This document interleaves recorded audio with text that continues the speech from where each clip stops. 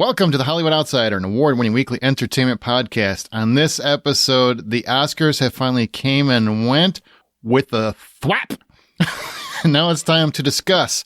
This is our 2022 Oscars recap episode. You know, the one where Chris got rocked. Shit. Let's get on with the show. My name is Aaron Peterson. Joining me today is my fellow co-host, Troy Heinrichs. I really love Everybody Hates Chris.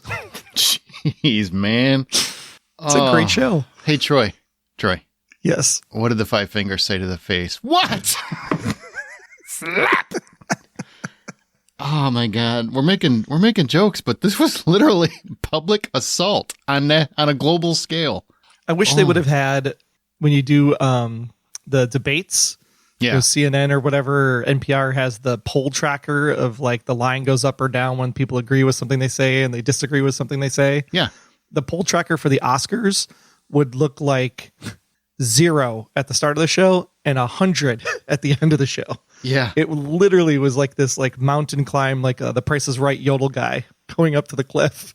And unfortunately, it actually went off the cliff, I think. We'll talk about that in a little bit, and then we're going to talk about all the winners. We're going to talk about highlights from the ceremony. We're going to recap the winners and also some of the changes the Oscars made. And yes, Will Smith did literally smack Chris Rock live on TV, and it was not a stunt like everybody thought at the time. It was legit. I mean, the LAPD actually tried to get involved, and Chris Rock declined to press charges. But no, that was a real slap. If you've seen the video, that was not a stunt. That actually happened. We're going to talk about it. But first, we've got some other stuff to get into. So overall thoughts on this year's Oscars. You know, what did you think overall as a ceremony before we get into the nuts and bolts and winners? Overall, it felt like a standard Oscars telecast. It went long. Some people got played off accidentally. The one poor guy. It's like, this is my one time I get a moment. He doesn't even get to say anything. That was pretty funny. The opening, I mean, sometimes the opening hits and sometimes the opening misses. I think this year the opening missed in a lot of ways. I mean, some good in the opening for sure, but overall the general, like, to get into the show when you already have controversy and you already have awards that you've already excluded, especially Samuel L. Jackson's, I think that they missed the mark. And 3 hosts is definitely a very hard thing to do. We know it's hard to do on this show in particular. But the third host is always somebody that's just a repeat what somebody else said and laugh. And I felt that very much was the case during the initial opening with the 3 hosts up on stage. But I mean, overall, it was a pretty decent, straightforward night until that last hour. Man, yeah, unlike you, I really liked Beyonce opening in Compton. I thought that was respectful to the movie that was nominated, of course, because it's about for sure Venus and Serena Williams, who are from Compton, and hit the absolute heights in the sports universe. The love that was paid back to the community, I thought was really, really cool. But I get what you're saying.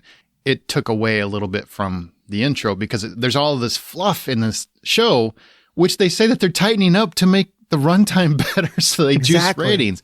None of that occurred. It still went the exact same length that it always goes. It went till like 10:30, 11 o'clock at night almost. Yeah. What the hell? And the tennis green. So much tennis green. Like, you couldn't throw a little contrast in there. Yeah, it did need a little contrast. I mean, don't get me wrong, Beyonce, you're queen. And it was a beautiful, I mean, really, it was beautiful. And it was very cool the way that they had it staged and set up. It's just, it wasn't like, I get what you're saying. Your issue isn't with that. It's just, as a whole, there were so many of these kinds of things that took up too much time.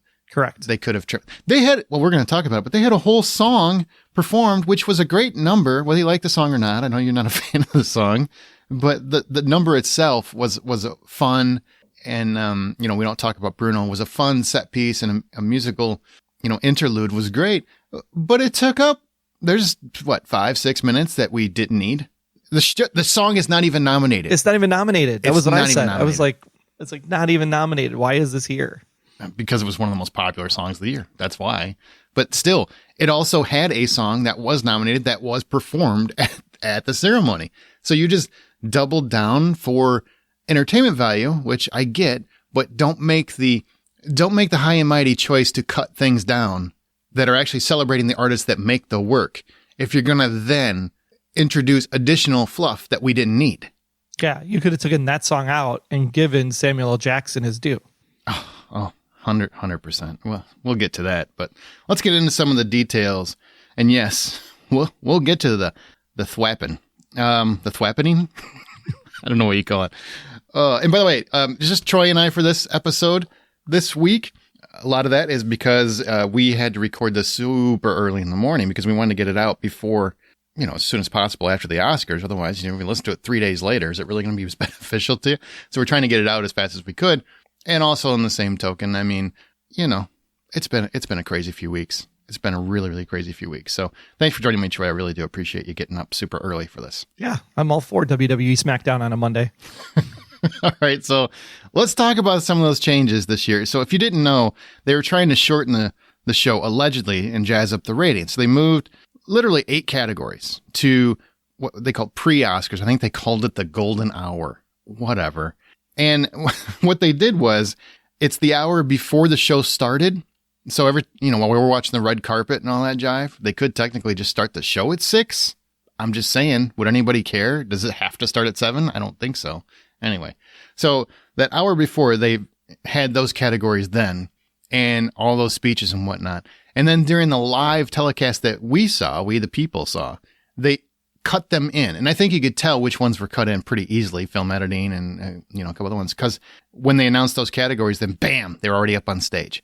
Now, the whole... And they didn't have a presenter to give the nominations. Right. It was a pre-roll recorded. Because they'd already done all this. They just cut out the fat. Now, do you think, now that you've seen it and, they introduce it, I think it saves you maybe, 30 seconds, a minute of time? So maybe 8 minutes, if you really 8 to 10 minutes total of the whole show. Do you think now that you've witnessed how they incorporated it, was it worth it or was it insulting to the artists? I mean, as far as the telecast go, like I'm as a telecast viewer watcher, I still saw all the awards, right? Mm-hmm. I might have fallen asleep. Did they do it for Samuel L. Jackson's or no? I might have fallen asleep. No, they didn't. They didn't do. I didn't think they did. They didn't do it because we should know. Samuel L. Jackson and Elaine May and Liv Ullmann and Danny Glover all won a special Governor's Award, or like a Lifetime Achievement Award that was done Saturday night. Now, I will say, if you're trying to get ratings, maybe having one of the most, popular actors of all time receive his award during the telecast would make sense. But you do you, Oscars. Especially if you're going to cut in the ones that were in the golden hour prior. Like you could have had that clip from the night before set and ready to go and just played it as a package also, right? Yep. But it was awkward. Like Amy Schumer was sitting in the table next to Jesse Plemons after she booted Kirsten Dunst from the seat. And was like, oh yeah, and by the way, those guys up there in the balcony, they won some award last night. It was really disrespectful. So what's your ultimate verdict then? Now that we've seen it in play, I mean, I think the categories that they shortened down, I think it's fine. You don't need a presenter, right? Like, I think you could still do it during the course of the show and not have to do the hour before, but just skip the presenter part. That's really what you cut out. You basically cut out the presenter because I still saw these are the 5 nominees for this category and the winner is, and they came up on stage. And yeah, it saved maybe 15 seconds of them walking up to the stage portion of it. But like at the end, there's still a lot they could have cut out. The hosts, I'd be fine without the hosts. Yeah. I mean, look, I think they each had moments. The hosts had moments. For sure. And we'll talk about the hosts in a second. But overall, I just thought you're supposed to, I get that you want to bring people back to watch the telecast. Like nobody wants to talk about the numbers declining because nobody watched movies last year and the year before. Like nobody wants to mention that because everybody was watching TV shows. Because we're stuck at home, man. So, yeah, there's nothing to watch at the Oscars. I really feel like this year might be a little better. Next year, well, I don't know. I mean, it's going to look like trash at this point. Will Smith kind of just ruined the Oscars for a little while.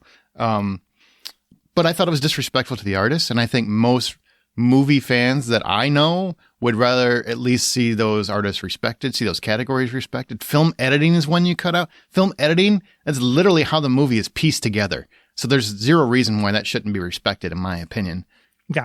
Like film editing is like the one category that like, yeah, sure you need to direct and act and all this other stuff. But if you don't have that editor, you don't got jack shit. You got nothing, man. Nothing. Go watch Licorice Pizza again. Could have used a better editor. Just saying. So movie's way too long. So I thought that was kind of insulting. I thought you've got this whole argument that it's going to be shortening the show, and the show actually goes the exact same length. So you've done nothing different. There were some other things. The in memoriam was a little too jovial. Thank you. My gosh. That was. Yeah. I mean, it started out like kind of like, all right, this is different. This is for Betty White. I mean, I get it. Thank you for being a friend. I get that. Yeah. And then they started like doing the jive and the jig and the whatnot. And it's like, and then it was too loud over when Bill Murray comes out and when then Jamie Lee Curtis comes out and gives their monologue for Ivan Reitman and Betty White. I mean, it was just like this should have been like a tender, bring the house down, cry your eyes out moment for those two people. And instead it was like, what is happening here? And why does Jamie Lee Curtis have a dog? Yeah, there's a lot of what was happening here. What the hell was happening here? All right. Well, speaking of what's happening here, talk about the hosts. So we've got Amy Schumer, Wanda Sykes, and Regina Hall. And I kind of thought at first, this is too much. Is this really going to work? I really didn't have much of a problem. I thought the opening was a little clunky when they were together. But when they each kind of separate and do their individual things, I thought it really kind of worked. So what did you think overall on the three hosts? Yeah, the opening monologue with the three of them on stage, it was kind of like, are you guys reading the teleprompter? Because it seems like you're just trying to do your own thing and step on each other, and it just was not working for me at all. And then when Amy came back out the second time to be individual, I'm like, didn't we just have an opening? Why is she out here doing another bit? Like, I get to the awards, chop chop. We already missed the first hour. Let's go ahead and not miss the second hour too. Yeah, that first hour there were 3 awards? Yeah, something. There was not much that was divvied out at that time. No, there sure wasn't. And I think individually the three women were funny at times. The only bit that I think that worked where all three of them were on stage together was the dressing up as the characters. I thought that was hysterical because that was really funny. Yeah, that was really I never funny. expected Amy Schumer to be hanging from wires in a Spider-Man costume. Yeah, that was pretty funny. Ever. Oh, jeez. And the pajamas I thought was pretty good too. Yeah. At the very end, when unfortunately nobody really heard that, but or saw. It was so quick and at the last thing of the night. So I'm wondering if people saw it. I dug Schumer's bit a lot. I loved Wanda Sykes running through the Academy Museum. I'm like, if you're going to do a full-blown pimping and advertisement for your new museum, this is the way to do it. Make it funny. And especially her little nod to Harvey Weinstein. She passed one of the Lord of the Rings trolls or whatever. Yeah, that was pretty good. But the museum's important. I mean, I'm glad that they draw attention to it because I think ABC, with the money that they pay the Oscars, the money that ABC pays goes to basically fund the museum and keep it up and running. And then I'm trying to remember, there was the COVID test with Regina Hall and you people need to come backstage and you people need to come back. And you can see where this bit is going and you're just kind of like, okay, the bit's kind of funny. But then when it was Jason Momoa and was that Josh Brolin on stage and she was patting him down. Doing a pat down? I was like, okay, now we've gone into the cringeworthy space. This is a little bit, And of course, I got a nice couple mentions from people because I thought it was really funny. And, I put it, we had a thread going in our Facebook group. And I said, I thought that was pretty funny. And then, of course, somebody had to make sure to make me know if the genders were reversed, would this still play? You're right. You're fair. And maybe that was the point of it, was to point that out. Right. It was a political statement without making a political statement. Sure, could be. Absolutely. So people would talk about it. I mean, it was a funny bit. I laughed. I mean, I did. I thought it was also nice to see Regina Hall get that kind of respect because I think too often her comedic talents are missed by people. She's an extremely funny person. I mean, the pat down, I think, went too far. It depends. Yeah. I mean, the ladies, I think, were on Regina's side. I'm sure they were. Especially when she got to Momoa. And she's like, oh, there's a lot. There's a lot here. There's a difference, funny. I think, though, in comedy. And this goes to what we'll talk about later with Chris Rock and Will Smith. I think that there is a point where you get the point of the joke without having to take the joke too far, right? We're going to go back and have the COVID tests, and I'm going to swab your mouth with my tongue. That's funny. That's pretty clever writing, right, for the joke. The pat down, I think, is where it goes a little bit too far because it's just the two of them on stage versus all the guys that were called up there. Yeah. I mean, I see what you're saying. I did like how Bradley Cooper seemed to be having a great time with it. I mean, he seemed to be all on board. He was on board for sure. And then notice Will didn't even go up, and then Will didn't go up there at all on that one. Nope. Apparently he was very sensitive last night. Apparently. Oh, man. Okay, well, so good for them. I really thought that it wouldn't work, but the three hosts worked fine. I just once again think you kept saying you were trying to keep the length down to bring people back, and there's nothing of evidence to show that you did this. This is one more thing. When we used to have one host, and now we have three hosts, so we have 3 times the monologues that we have to get through. Okay, so the musical numbers, we had actually a lot of them. We had a lot of musical numbers.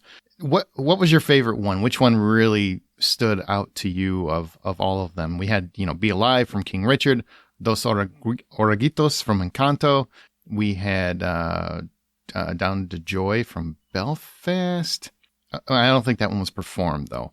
No Time to Die and 4 Good Days. Somehow You Do from 4 Good Days. Those are the ones that were nominated. What was your favorite musical number at the ceremony? Performed at the ceremony. The Beyonce opening is great. I mean, don't get me wrong. Like the choreography, the coming down the street, the arriving at the tennis courts, the costuming, everything about it is just fantastic, right? But then you go back and you sit there and go, how much money was just spent on 3.5 to 4 minutes of airtime when that money could have been done to spruce up the parks or go to a community center in the community or any kind of things that would be more beneficial to Compton than just getting like, hey guys, here's where Compton is on the map that someone's going to forget about the next day. Yeah, I get what you're saying about that. But we don't know that they didn't. Maybe Beyonce. That was part of the deal. Maybe they cleaned up some parts of the area for that. I don't know. And that's what I hope happened. Like that's the story that no one covers, right? Like what happened after? Well, not now. All they're going to be covering now is Bill Smith, right? That's it. But that's one thing that I wish the Oscars would do is like, hey, as part of this, like we gave back to this community or we gave back to this organization or they gave back just to let people don't have those questions when they see something like that happening. It would be great to have that in like the news cycle the next morning or something. The Encanto performance is beautiful, right? Dos Oreguitos it was a very well done song. Absolutely. Very classy, right? Oscars type performance. Billie Eilish and her brother obviously really great job on their song as well. Just simple piano, simple vocal. I don't need the flashy like Bruno. It's fun. It's great. It's a Grammys performance. It's not an Oscars performance. I think that's the difference. Seeing that performance at the Grammys, I think would fit perfectly. Seeing it at the Oscars, not so much. And there were so many times during the performance that they would cut a camera angle and you could see the camera people in the shot. And it's like, guys, we got to do better. We got to do better. What's funny to me is I think I really liked Beyonce's performance the best, but I don't like that song. I'm sorry, Beyonce. I don't like that song. No Time to Die is definitely the song that really sticks with me more. And it really, to me, felt the most Oscars, I think is what kind of the simplicity of it. It's the one that was very, very simple. So it kind of reminded me of Oscars classic versus, you're right, like a Grammys performance or an all out musical performance. And there's something about simplicity that really I think I enjoyed this year because there was so much going big in so many different aspects. It was kind of nice to just bring it down a little bit. And that's a great song. And Billie Eilish has a beautiful voice. So, I think I enjoyed Beyonce's set piece more. I just don't like that song. So, I mean, once No Time to Die came, I'm like, all right, this is kind of everything I love about the Oscars in one performance in a way. Because the thing with Oscars and the musical numbers, it's about this is the first time these songs have been performed live in a lot of the cases. And so you want to hear the song. You don't want to be distracted by the performance. Right. Yep. All right. Well, we'll move on. One more time, let's mention the Bruno song. We Don't Talk About Bruno was not nominated for an Oscar yet because of the popularity. They played it there. And I thought it was funny because Troy's like, this song is not good. The whole time. My wife's family, they're Hispanic, they love this song. But I kind of get what you're saying. I'm like, I don't get the appeal, but they seem to love it, and young people seem to love it. So obviously I'm wrong on this one. My taste is wrong. It's one of the songs that are like, it's cute for the movie, you remember it for the movie, it's easy to sing along, but it's like the endings, to me, it's like, I didn't think the lyrics were well written because it's a lot of repetitive. And you get a lot of repetitive because it's something that you can remember and it's easy to sing and blah, blah, but it's not an Oscar song. And so again, it felt like a stylized Grammys People's Choice Award performance and just felt out of place for the Oscars. Now, there was a James Bond dedication complete with Shaun White and Tony Hawk. And why are they introducing James Bond? I don't know, because there's extreme sports sometimes in the movies, whatever. Yeah, they do the half pike, triple Indy, 720, shooting a guy at the same time. Sure. I mean, it does happen. It happens. I mean, if I could see the next James Bond movie with the dude on a skateboard, like I'm in. Like James Bond rolls down the street of Italy and he just kind of like jumps instead of doing that motorcycle sequence from No Time to Die, but do it on a snowboard instead. Totally see it. Well, they had a nice 60th anniversary kind of dedication, which was really nice. There was a couple dedications throughout the ceremony that, I get that it kind of added time. On the same token, it's supposed to be a celebration of movies, and I love that. The only thing that really came to mind is you're celebrating 60 years of James Bond. And granted, you guys have awarded the songs throughout the years, okay. But the Oscars would never recognize a James Bond movie. And to me, as much as I love the idea that we're celebrating the best in film, it's really ironic that you're also the same organization that won't seem to honor popular movies that people love. Spider-Man No Way From Home. Look, you can make whatever arguments you want. More people love that movie than all the other nominees combined. For sure. So there has to be something said for, we're celebrating movies. Why aren't we celebrating the movies that people love as opposed to just the ones that the Academy, loves? Well, and I think it's hard to say, right? Because those movies where they're great and they're fun and they have some touching acting moments, they're not the same acting performance required to fully immerse yourself into a character like Jonathan Larson, right? With Tick, Tick, Boom, like King Richard, things that characters like that are the things that make the best actor, best actress performances. Sure. Why a powerhouse like No Way Home couldn't be up for best director would be somewhere where you could see that probably filling in without a problem. Or best picture. I mean, because or at least get a nomination for best picture, right? That's why we expanded it to 10 in the first place. Otherwise, let's just go back to the 5. Whole reason. That's Dark Knight is what kind of caused that. Yeah. It's just, I don't know. It's weird. It's just insanely ironic to me that you're celebrating 60 years of James Bond, a franchise that you would never recognize during this ceremony. And it's like, that to me spells what I think many people's problem. Now, granted, I know film buffs like us diehards were like, you know what? I think it should be artistic. I should be this. I understand that. And I definitely agree with that mostly. On the same token, there has to be some kind of recognition for other types of films that aren't coming of age story or the typical Academy fare. There are fantastic horror films that have been made, all kinds of fantastic genre films that have been made over the years that barely ever get recognized. And if you're going to say you celebrate the best in movies, you have to acknowledge there are more than 1 or 2 categories in film. That's all I'm saying. There's definitely a lot more in some of these films than sand. Oh yeah, for sure. Yeah, absolutely. But it was a nice dedication. It was cool to see, all the Bonds kind of on screen, especially after the last one, was the last one for a while. We also got a Godfather dedication, which is more of a movie that definitely would be appreciated and respected at the Academy. But that turned 50 this year. This past week. That was pretty amazing to see Francis Ford Coppola and Al Pacino and Robert De Niro just together on stage. It was beautiful. Yeah, and don't forget the big moment, Pulp Fiction, and finally getting to see what was inside the suitcase. Yes, finally. And what was it, Troy?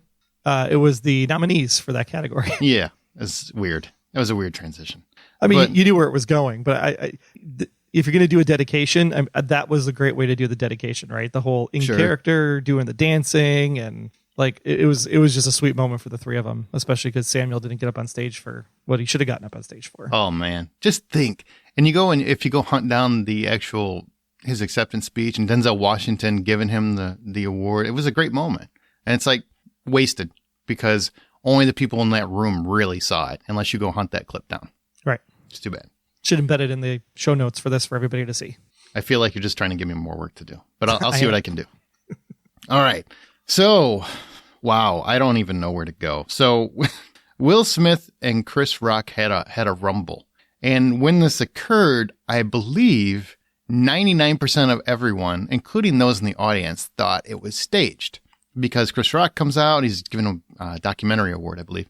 And he's ripping off a couple jokes like he does. And he makes a stab at Will Smith. And then he makes a jab at Jada Pinkett Smith. And he kind of jabbed Jada in 2016 when she, boycotted the Oscars because there wasn't enough representation. And she's like, you're on TV. That's like me boycotting Rihanna's panties. I wasn't invited. I still think that's a great joke. I don't care what anybody says. But here he makes a joke and he says, he points at Jada and it's basically he makes a G.I. Jane 2 joke because of her shaved head. Well, Smith's wife does have alopecia, which is a condition that causes your hair to fall out, causes baldness. That's why she shaved her head, apparently. And not just baldness. Like you could lose your eyebrows, your eyelashes, your body hair. Like it's all hair is the issue. And of course, especially black women, this is a big topic, right? Yeah, I understand that to an extent. Because what happens next, I think it's funny because the internet is so divided on this.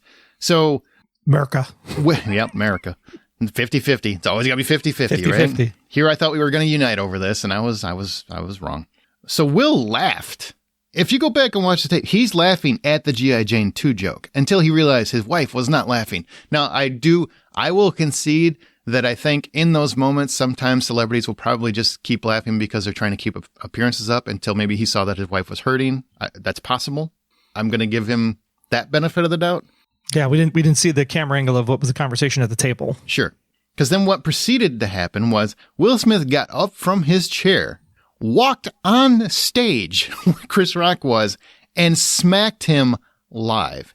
Smacked him, and I mean hard, like he smacked him. Then he goes and sits back down, and he screams, not once but twice, keep my wife's name out of your effing mouth. Keep my wife's name out of your effing mouth. And you can find the uncensored clip on Twitter, or apparently I'll put it in the damn show notes somewhere. I don't know. According to Troy, that's what I got to do. So, but it very much was not staged, 100%. And you can tell that, and I think people thought, wow, is that staged? But no, during the telecast here in the States, we got it bleeped most of the way. But of course, Twitter waits for no one. So that was out there right away that this was completely unstaged. Will Smith really did just smack this man, just hit this man on live television. It was literally assault.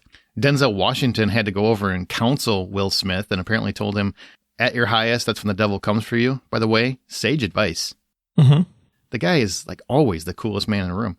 And then they just keep going like nothing happened. It's insane. And I should say that Chris Rock handled it with composure. He was very respectful of the ceremony. Even though he was in complete and utter shock, he just kept moving forward, got the category out, and then left. Sean Combs came up right after him and tried to bring love back to the room to keep the ceremony positive. It was a crazy, crazy event. Here's my quick take. We're going to discuss it, but my quick take is, if this was your work function, if this happened to be all the people defending Will Smith, if this was your job and you were having an awards banquet and somebody that works in a different department or something else came up and smacked one of the other employees, what do you think would happen? Would they have a job by the next day? I mean, if they made contact at a work function, I don't know if there would be outright dismissal, but there would definitely be a suspended, maybe without pay for a period of time, or some work mandated, court mandated, like counseling that you would have to go to. Yeah. It's insane to me because so many people are trying to justify that. Well, he talk smack about that man's wife. I'm like, this is the line. This is the line. He goes to a ton of award shows. They always take jabs at the celebrities because that's part of the deal, right? That is part of the gig. You sign up for it. Is it great? No, I don't know why they necessarily do it.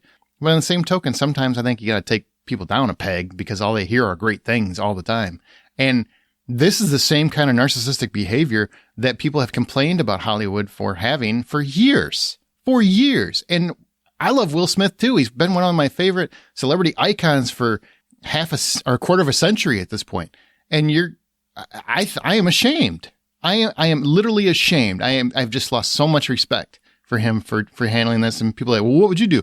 I would handle it like an adult behind closed doors, privately. I'd definitely address it. I'm not going to walk away from it, but I'm not going to do it on a global stage that takes away from a lot of other people that worked really, really hard on this film and other films, including the Williams sisters who happened to be there. You just made this whole damn thing all about you.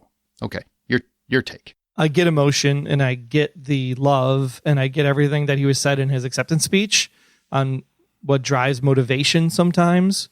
I think what people don't understand is that in that moment, you are being watched by 3, 4, 5 billion people around the world, right? And he knows that. Chris knows that. Everybody knows that. And now it's going to be watched by almost everybody in the world because thank you, internet. Mm-hmm. The problem with this is that we tell our kids over and over and over again that violence doesn't solve problems. And in that room, you have people who are trauma victims, potentially. People that have been, victims of abuse, victims of violence of some kind, especially in the wake of Harvey Weinstein and everything in the Me Too movement around this particular group of people. And, absolutely. For him to get to a point where he got up on stage, right? So this is something for Dolby and everybody else to think about from a logistic standpoint. Like, there's a reason why you only enter the stage on stage left and stage right and not in the middle, because you could put bouncers at the stages to make sure people don't go up on stage until they're supposed to. Mm-hmm. But the act of him actually hitting another human being in that moment, when he's more than likely going to win the award later in the evening, it signifies everything wrong with humanity today, because you can't lose control. You can talk about it behind the scenes. You can say, I want you to issue Chris Rock a apology statement talking about alopecia. I want you to donate funds to Black Women Awareness Alopecia Fund. There's all kinds of better ways that this could have been handled than coming up on stage and smacking a guy across the face. Now, don't get me wrong. It makes for the most amazing television. Chris Rock was not wrong in his comment after he got smacked in the face. He's like, rock and roll, man. It's like, this is probably the best this is probably the best thing that ever happened on TV. Greatest moment in TV. Yeah, greatest moment in TV sure history. Was. Right, it was. Yep. Everybody was glued. Everybody was talking about it. The Oscar ratings are going to go through the roof for that last hour because they wanted to see what was going to happen at Will Smith's speech. Again, and this is where you get complicated, right? Because should he have been pulled from the ceremony? Should he have been taken into a back room and punished, or made to feel small or whatever? No, I mean, people make decisions. I have this philosophy in life that people don't make mistakes. People make decisions, and you have to then deal with whatever the repercussions of that decision are, or benefits of that decision, right? Everything is a learning opportunity. Denzel wasn't wrong, right? You're at the pinnacle point of your career. This was Will Smith's first ever win, if I remember correctly. That's correct. That moment, I get it. Like, the emotions come up. I'm a very, I feel deeply in a lot of situations, a lot of times, but I've gone to therapy. I've done the work. I've done the things that I need to do to understand that you don't hit another person as much as you want to, but you don't know what that person's trauma experience has been. You don't, and all the people that are watching. And now these are the people that have to work with Will Smith in the future. And are they going to want to work with Will Smith, or are they going to work with Chris Rock? Right?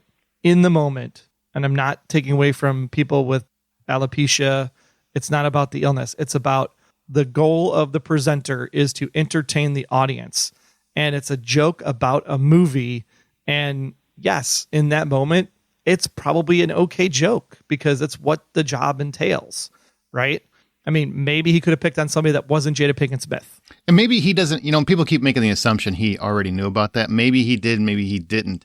But I'm pretty well tuned in entertainment, and I didn't know about it because, I don't watch her show. People are like, well, she's been very open about it on her show. Well, if he doesn't watch her show, how would he know that? I'm just saying, like, there is a possibility Chris Rock made the joke, not realizing it, or he went too fast because Chris Rock's brain works at light speed compared to a lot of people, and he didn't stop to think about it. Yeah, which he could have very easily said, like, hey, I totally forgot about this. I am so sorry. Like, what do you need me to do to make it right? I'll make it right. And he's a good guy, right? For the most part. Will Smith could have went on stage and said that to him. That would have been a completely different I could have came up on stage and I could have put my arm around Chris and I was like, hey, Chris, like, dude, man, you're a funny guy. But sometimes you got to remember your audience. And I just want to bring light to everybody's attention that my wife has alopecia. And he could have had a whole alopecia moment and for the alopecia community. And that could have raised awareness for alopecia. I mean, there were just so many different ways you can do it without violence. Even though the hit totally looked like it was like WWE SmackDown. Like, it looked like he stomped his foot and it was just, from the camera angle, it looked super fake. It really did. It did, until you go and find the uncensored video and you're like, oh, that's a hit. That's a hit. And then, of course, when Chris Rock was like, Will Smith just smacked the shit out of me. I was like, hey, can we just say on the record, like divert topic for a minute? Kudos to the global audience, Japan, England, everybody else that didn't censor this, because like why in the United States is, first of all, why is shit an issue, right? It's been used for years, right? That's how you got your cargo going across the water, because they didn't put the poop in the bottom of the boat so the boats exploded. Ship high in transit. That's what shit stands for. Funny aside. So random, but right? I respect it. I mean, if you want to bleep out the F word, fine. I get it. But like, there's no reason to like censor the stuff anymore. It's like everybody is desensitized to it because it's on the internet 24/7. You know, just let it. I mean, now the nip slip graphic during Will Smith's speech, we could talk about that later. That's totally fine. Don't need to see that on ABC. But it's like wait, what? During Will Smith's speech, did you remember how they put up the Oscar banner? Because it was like, oh my gosh, I just spit on stage. I hope they didn't get that on camera. Like apparently one of the Venus Williams sisters like had a nip slip, and that's why they put the graphic up. Oh, was to like dump it. I did not know that's why. I was wondering why that was. I'm like, that's a very odd placement. Did they screw this up, or are they just trying to get Will off the stage because he was going too long? What's going on right now? So that's the information I heard, was that, you know, during because they obviously have a delay, right? So as they're watching the delay, they're like, oh crap, we can't put that on. Quick edit, cut in graphic, because that's why you see the graphic blip in, blip out, blip in, blip out, because they're trying to like cover it up. And it's just, the people in the audience, anybody that is a trauma victim of assault in the audience now has that brought back up for them because they witnessed this live. Anybody in the viewing audience at home who's at a trauma response to an assault victim now has this brought back up for them. I mean, it does way more damage. And you normalized it. You normalized it by acting like it's no big deal. They normalized it. And that's where the Academy's got to be held responsible. I don't care how big a star he is. He should have been escorted out immediately.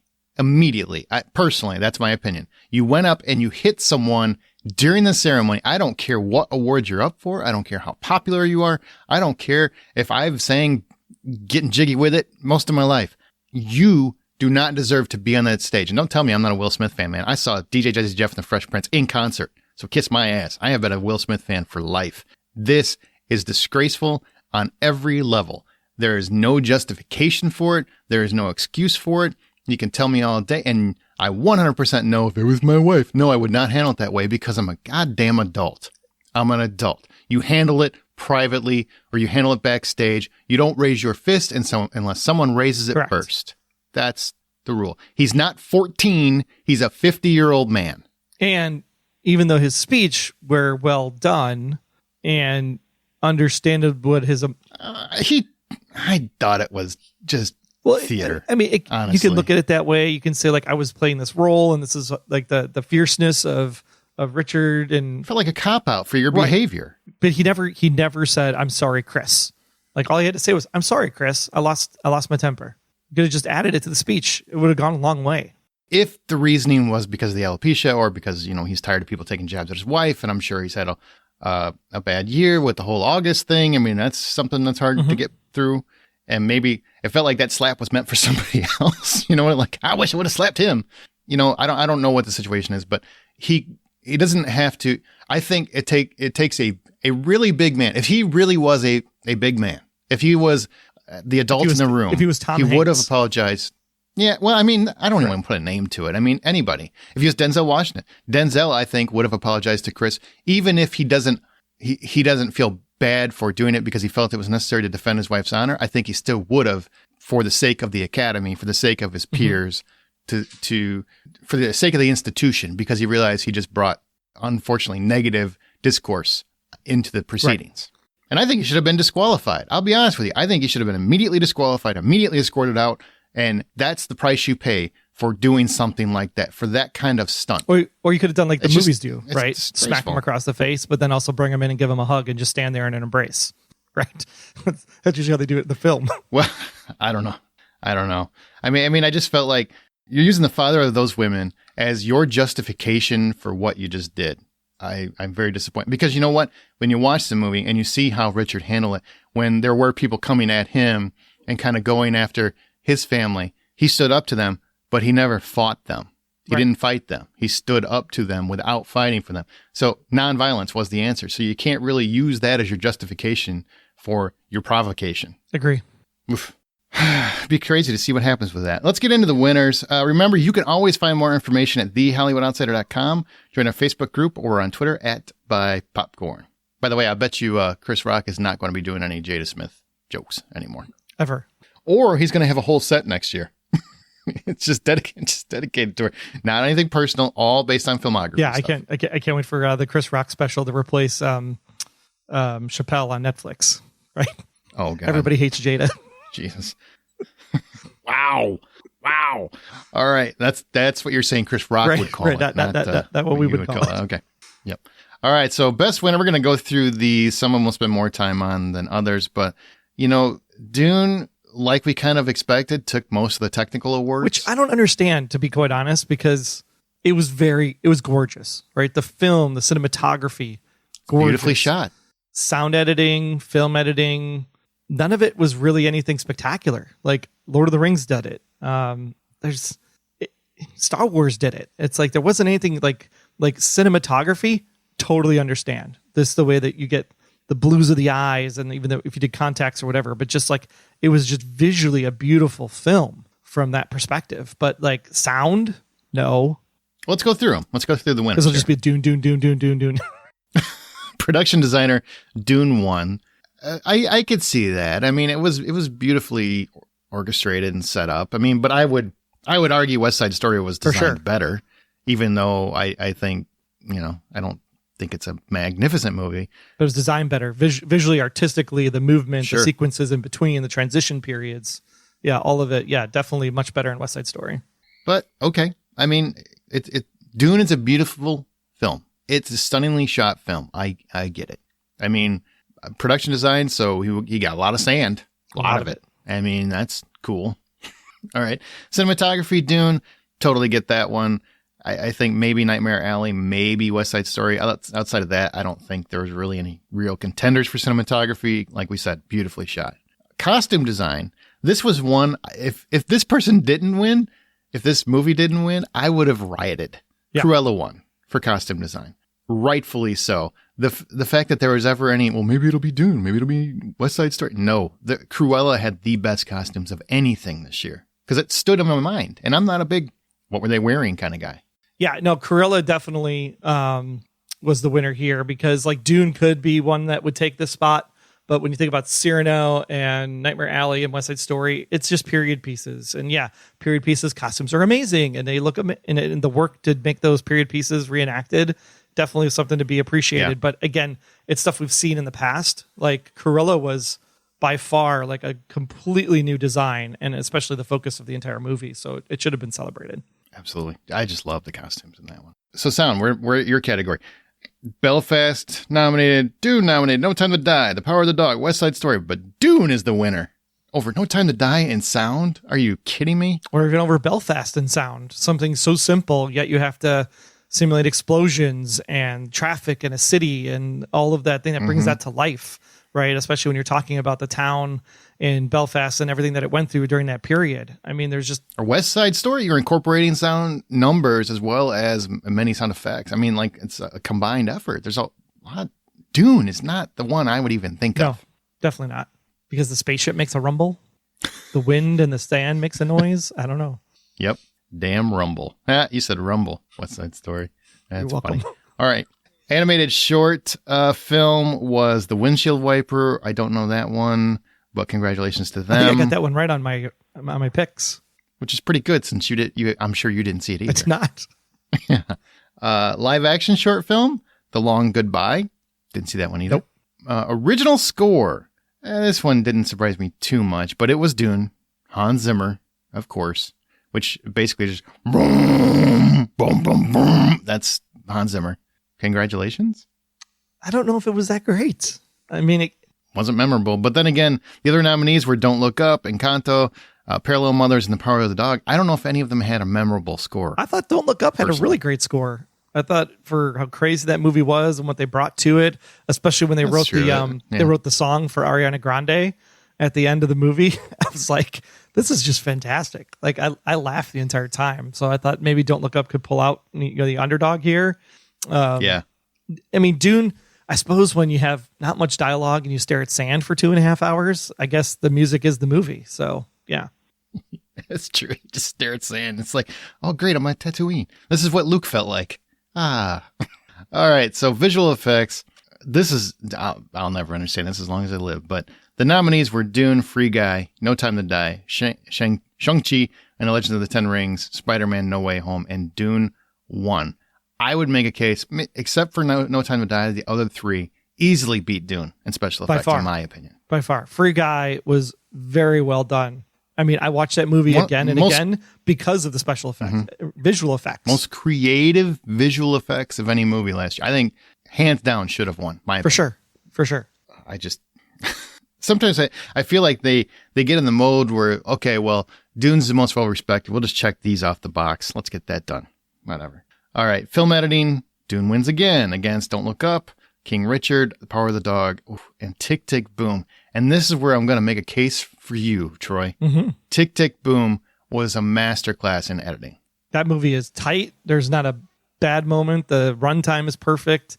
Like that movie, just the sequence cuts between him and Michael in the is this real life sequence, or the Bohemian Days, right? That sequence in the apartment and how he's cutting between the kitchen and the living room and trying to get everybody worked in, and then the sequence when they go between No More, when they go back to their apartment versus the New York apartment in the East Side and the Sky. All of that is just quick cuts, and it just adds to the movie every single time. I had Tick, Tick, Boom on my picks on this one. Don't Look Up could have been in there as well.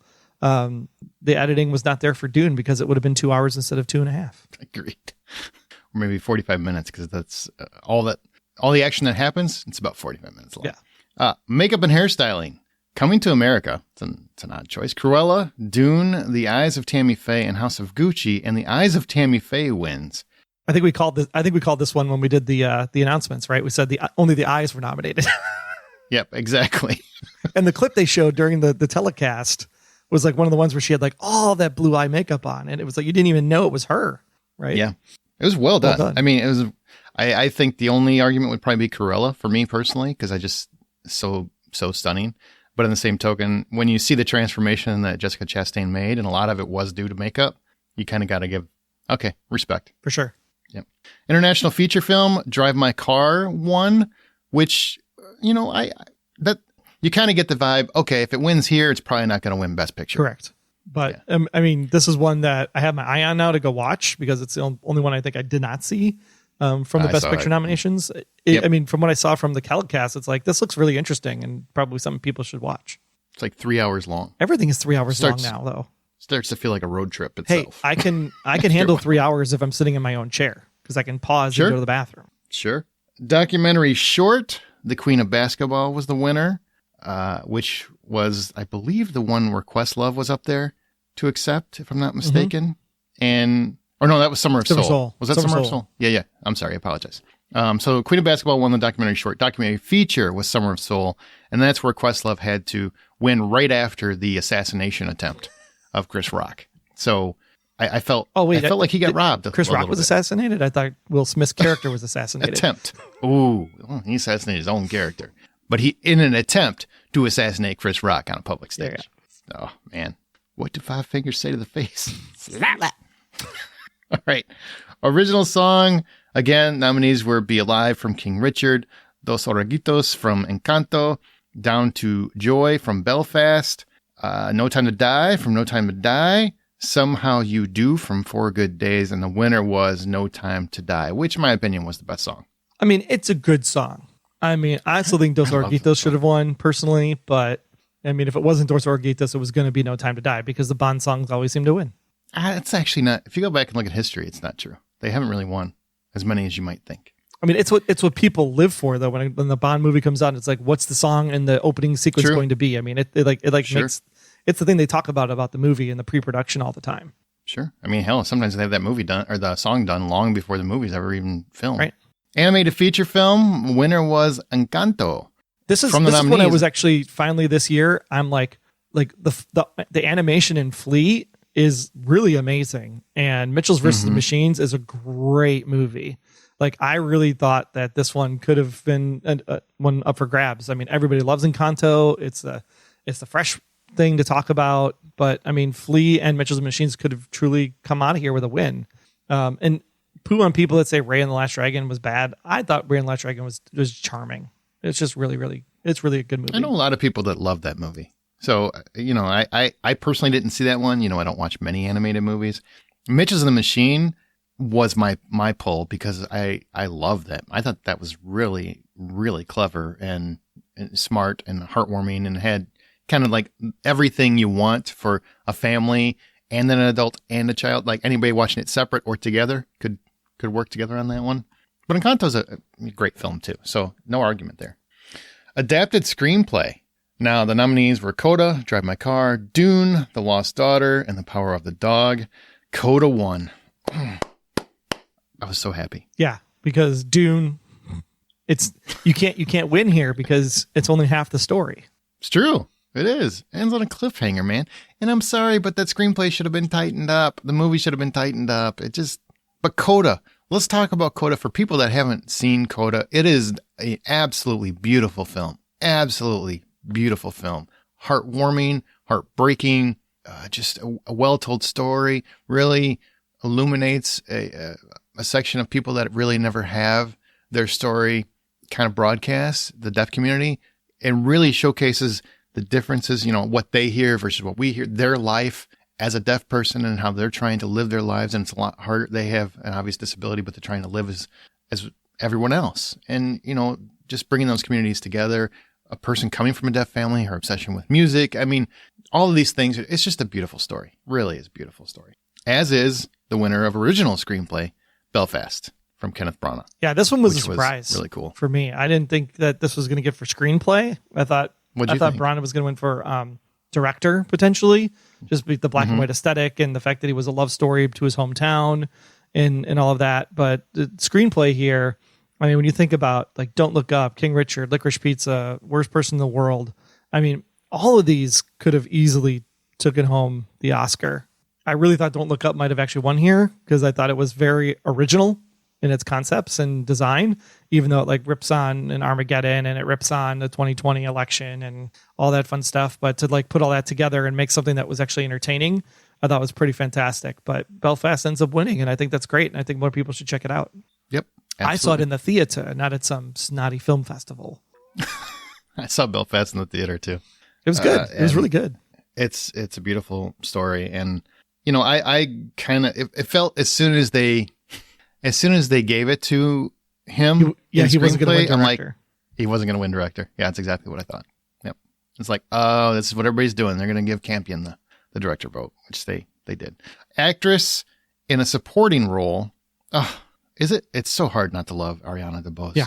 But she won for West Side Story, rightfully so, with Rita Moreno in the audience, who played the role in the original film, which was just beautiful.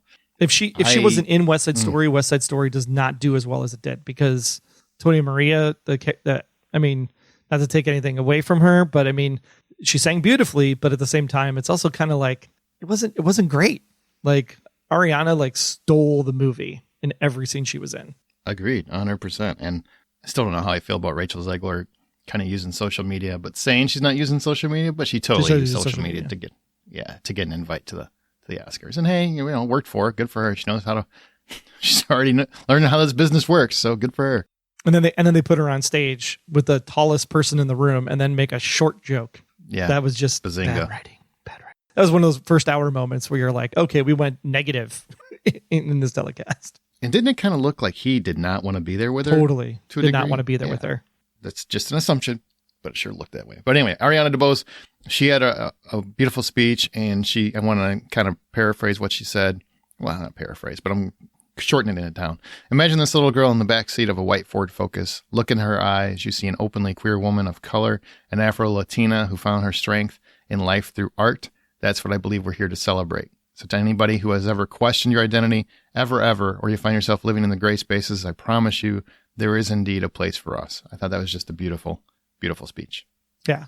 Actor in a supporting role. Oh, speaking of beautiful speeches, most heartwarming moment, I cried to this entire speech. Probably because I love Koda, but Troy Kotsur won for Koda. He's a deaf actor. He obviously signed his speech, but it was well deserved. Absolutely. Anybody that you thought might have taken it from him, or you felt he was the guy? I mean, I thought that maybe Jesse Plemons was going to pull out a win here potentially, because I mean, he was really, really good in Power of the Dog. Very understated. Yeah. I mean, and that's the thing. It's like, if you're just like, you're there, but you're not there, but yet, man, it's like that movie does not work without Jesse. So I think that there was definitely a chance there. Ciarán Hinds for Belfast even could have potentially took this one. This was a wide open one for me. So, but kudos to Troy because he shares my name. Yeah, J.K. Simmons for Being the Ricardos. I don't think that was a very good movie. I'm nominated or not, I just don't. Cody Smith McPhee for The Power of the Dog. He had a good performance, but nothing could trump Troy. I just thought fantastic. And in his speech, he said, "My dad, he was the best signer in our family, but he was in a car accident and became paralyzed from the neck down. And he no longer was able to sign. Dad, I learned so much from you. I'll always love you. You are my hero." It's a sad story, but also a beautiful tribute. For sure. Now we get to actor in a leading role, and also winner of Best Slap at the 2022 Oscar ceremony. The nominees were Javier Bardem for Being the Ricardos, Benedict Cumberbatch for Power of the Dog, Andrew Garfield, Tick, Tick, Boom. I wouldn't have been mad at all if he won. Will Smith for King Richard, Denzel Washington for The Tragedy of Macbeth, and Will Smith won. So, it's amazing because how I felt before the Chris Rock incident was completely different about how I felt when he won. I feel like Will Smith ruined the Oscars for me this year because I couldn't stop not believing what was happening. Right. And how nonchalant people were acting, and was it real, and having to look it up on Twitter and social media because I became a little obsessed with it, like I think many people did. How did you take the win? I mean, this is one of those things, right? Where you just go like, should he get the award? Should he take the award away because of his behavior? Blah, blah, blah. You're still honoring the art, and the art is the art, and the art will be there on film in a canister for years and years and years to come. Now saved digitally, so it'll be there forever as long as the internet exists and the server still holds it. I mean, it was, to me, like looking at the field, like Denzel and Andrew personally should have gotten it over Will Smith. And the speech is good. I mean, there's nothing wrong with the speech. I mean, it was heartfelt. I just wish he would have said, "Chris, I'm sorry."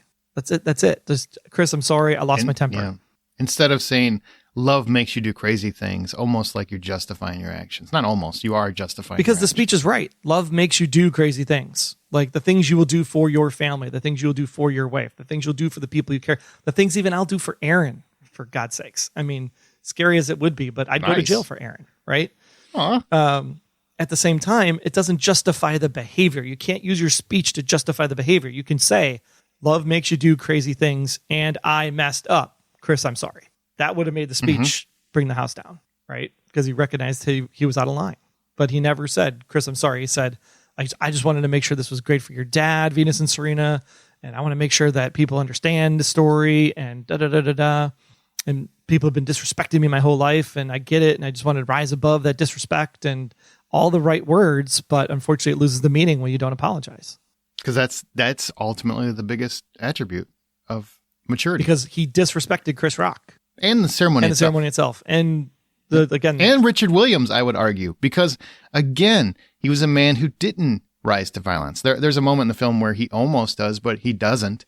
He still doesn't. So that's the thing, is like, he doesn't rise to violence.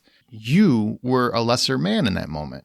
And you're kind of using the name of that man to justify your actions. And I don't think that's right. I just, I was very disappointed in Will Smith as a whole. Not cool. Yeah. But it was Richard Williams. I kind of admire the movie itself. And even though I felt like for great portions of it, I'm like, this should be about Venus and Serena Williams, but I kind of get where they're coming from, that, he originally had this idea and they seem very supportive of it. And as long as, it's their story. If they feel it's important that they tell their dad's end of it, then okay. And they didn't show him as a man with no problems. Like, they definitely showed the stubbornness and a lot of other things in that performance. So it was a great performance. It really was all around. Probably the best Will Smith has ever been. That's a fair statement.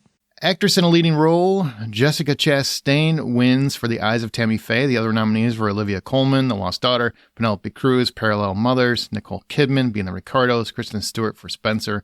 This was one where people were all over the place with their guesses. I got this one right. Did you get this one right? No, I had Penelope Cruz for Parallel Mothers. It's a fair, a lot of people raved about her performance, so that's a fair guess.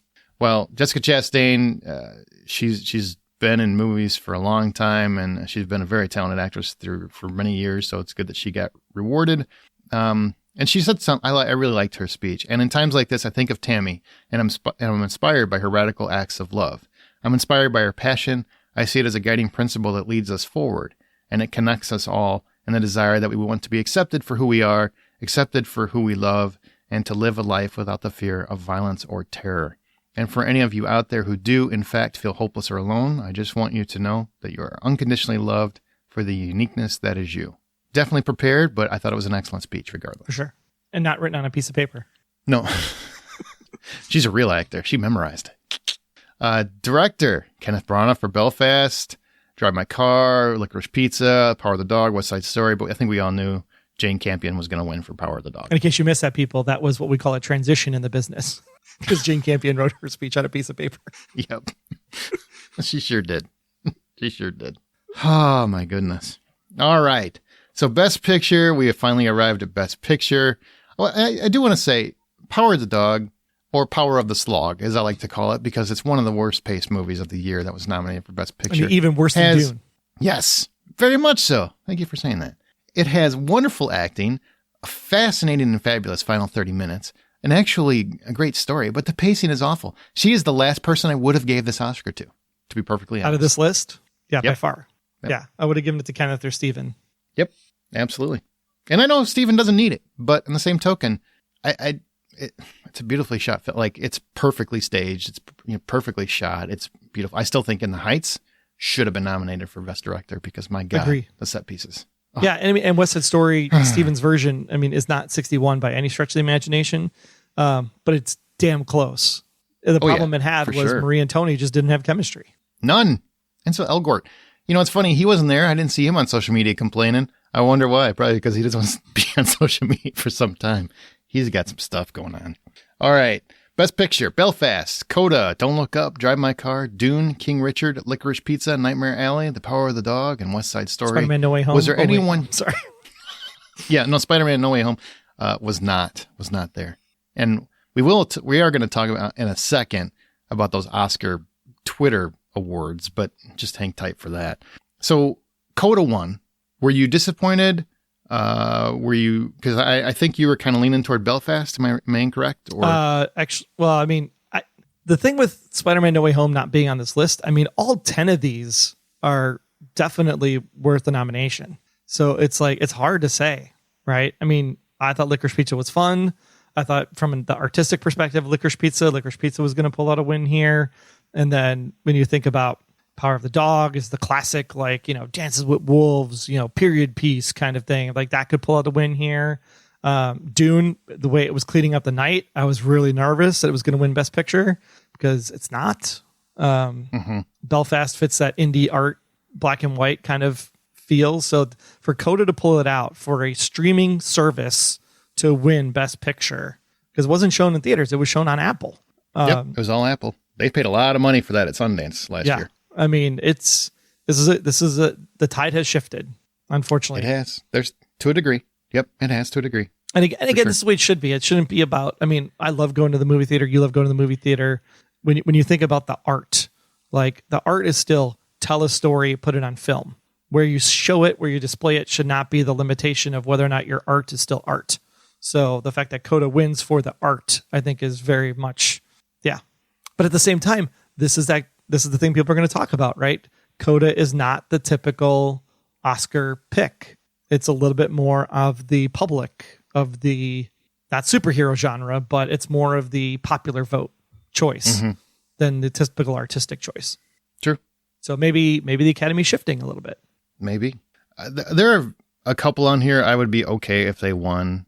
Belfast, King Richard, maybe Nightmare Alley. But Koda, for me, was the movie to win. I really just felt like This has it all. This has everything that anyone who loves film should appreciate. It has a story that's well told.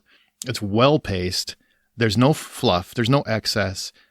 There's characters you love. There's a real story you can get behind. There's heartbreak. There's heartwarming. There's also a story of, just a dreamer and all of those things, and family. I mean, it's a beautiful movie in a time where I think we need to learn more understanding. And this is the kind of movie that's really trying to show you that here's how we get there. Listen more, pay attention, respect other people's disabilities, and try to understand where they're coming from is a lot harder than where you've come from sometimes. Yeah. But also don't smack people on stage. So there is two more categories I should mention. The Oscars had this stupid Twitter thing. Oh my gosh. Where I'm sorry, stupid. I shouldn't say that, but it was bad. It was dumb. It's bad. They started off with the favorite cheer moment. Okay, so the Oscars cheer moment category where voters chose their all-time favorite movie moment. This is the top 5, which is bullshit. Neo dodging bullets in The Matrix, Jennifer Hudson signing and I'm Telling You in Dreamgirls. What? Singing. Who did you even? Singing. Yeah, singing. I'm sorry, singing. What did I say? Signing? I mean, it's understandable. We just got talking about Koda. I get it. Yeah, makes sense. Sorry. Spider-Man No Way Home, the final battle for Avengers Endgame. I can't remember which way that went, but the winner was Zack Snyder's Justice League for when Flash taps into the Speed Force. Bullshit. This is 100% because Zack Snyder has a rabid fan base. Good for him. I think that's awesome. It got that movie made, and I think that movie was fantastic. But bullshit. This is just absolute nonsense that won for Oscar cheer moment. Do you agree, or do you have... No, I mean, especially if this is on Twitter. Okay. I mean, I don't remember how the poll voting was actually done. It was all Twitter. Twitter. So it's like... Oh, they had a website where you could, I think, do it too, but it was mostly hashtags. And it was just, when you do... And this is the problem with the popular vote, right? When you get the popular vote, the thing that is the most popular wins, right? Or you get the most weight behind. You get, the bots going. You get the army going. Jesus Christ. And what was weird is it wasn't even movies from this past year. All time? What a weird thing to do. And then Oscar should have known as soon as the tallies came in, oh man, we should scrap this whole category because this is ridiculous. Like, this should not be. I just don't understand. I mean, four of them are definitely like some of the best cinematic moments in history. For sure. Sure. Slow motion Zack Snyder running through open space and special effect. No. Well, just wait. There's more Zack Snyder to come. So then they had one that did honor movie from last year, the fan favorite movie. This is their way to make up for the fact that they realized the most popular movie of the last several years wasn't nominated for Best Picture. The single-handed movie that saved movie theaters and the box office and Hollywood. Mm-hmm. Yep. And they didn't want to nominate it because, there's power of the dog action to be had, I guess, whatever. So they had the Army of the Dead won for fan favorite Oscar. The other nominees, just here, 5th place, Tick, Tick, Boom. Okay. Yeah. 4th, Johnny Depp's Minamata. Nobody saw that. In third, I'm sorry, Tick, Tick, Boom, Spider-Man No Way Home in 4th, Minamata in 3rd, Cinderella with Camila Cabello in 2nd place. No. Shut up. Just stop it. No, nobody liked that movie except her because she was in it, and her fans, I'm sure, because she was in it. But the winner was Army of the Dead. So Zack Snyder basically just wins in every category. And you know why it wasn't Zack Snyder's Justice League? Because the movie wasn't considered new. So it didn't qualify for this award. So they went for the next Zack Snyder movie. It's so ridiculous. They're never doing this again. Agreed? I sure hope not. Oh my God. Just bad. Can we cut those out and give Samuel L. Jackson his time on stage, please? Thank you. You gave up something I would have loved to have seen at the Oscars, and I think most movie fans would agree. Sam Jackson getting a Lifetime Achievement Award, basically. For that? For more Zack Snyder obsessives to love him? Hey, I'm glad you spend your time trying to get Zack Snyder's verse going again. It's never going to happen. Let's move on. Samuel L. Jackson sitting up there in the balcony going, get this mother effing filler out of my mother effing shell. Should. Oh, I wish he would have dropped an F-bomb. Especially like he came up shortly after the whole smack thing. He would have just been like, well, that's effed up. Just to kind of bring some some lightheartedness back. Well, that is our Oscar recap. I think we had a lot to talk about. Is there anything about this ceremony or that we haven't talked about that you think is worth mentioning before we finish up? The fashion for this year, like it was straight up black and white tuxes for most guys. There wasn't a lot of like flair for the guys at all. It was very standard penguin experience. Except for Timothée Chalamet, who basically forgot his shirt. Right. Yeah. And then left it in the car. The women's dresses, they all seem to have the same kind of cut to them. I don't know if you noticed that. Like most of the presenters, most of the award winners, like it was like the same design. Like cut above the boob thing, right? The curvage was just the same on every dress. It was weird. One designer was working in Hollywood apparently because everybody else was closed for COVID. I don't know. Oh, by the way, I did love Chris Rock raw. Y'all just out here breathing air, raw dog. That was a great joke. So yeah, that was funny. Yeah, the fashion I never really paid that much attention to. I do watch the red carpet show. It was kind of cool to see Vanessa Hudgens and Andrew Garfield. They were in Tick Tick Boom. They had a moment on the red carpet, which was cool. But overall, I mean, I didn't really see anybody's dress that really popped to me or tux that really popped to me, except for Chalamet. And I'm just like, I mean, good for you that you can not wear a shirt and be seen as cool. If I did that, I'd be arrested. So I thought more power. I thought Lily James's dress was really beautiful. I did like that where they had, Cinderella, Little Mermaid, and Jasmine kind of giving away the animated Oscar award. That was cool. That was fun. Yeah, that was fun. I really dug most of the presenters. Jason Momoa is kind of always the coolest guy in the room. For sure. Seems like. And I don't think any other presenters really did anything too memorable that I could think of. What about you? Anybody really stand out? Costner's speech around the directors I thought was really, really, really good. The problem with Costner is that he talks so slow. It felt like that Field of Dreams moment from the All-Star game again. It's like, we get it, Kevin. You're pretty to look at. Move on. I did like how he starts his story telling about how, I went to a movie, I went by myself, and you think the story is going a little bit dirty, and then he brings it back around. I thought that was a really nice touch. It felt very Kevin Costner-esque, so to speak. So, yeah. So overall, like, what would you grade this particular Oscars? Oh, man. First 90 minutes, I would give an F, maybe a D, and then, like, those last 45, man. I'm like, if you wanted to pick up the ratings, ABC, you sure figured out a way to do it. Yeah, I'd give it about a C overall. Same, about a C. I would probably give, my favorite joke was probably Amy Schumer's, where she dug on Don't Look Up because they had the worst reviews of any Best Picture nominee, and she said, "I guess the Academy members don't look up reviews," and I thought that was good, genius. That was really genius. The consolation prizes bit with Wanda and Regina, and she was like, "I got this movie that nobody's seen, The Last Duel." Ooh. That was ouch. Just and it was ouch. And the best part was that it was printed on a disc, not even digital for the millennials to take a look at it.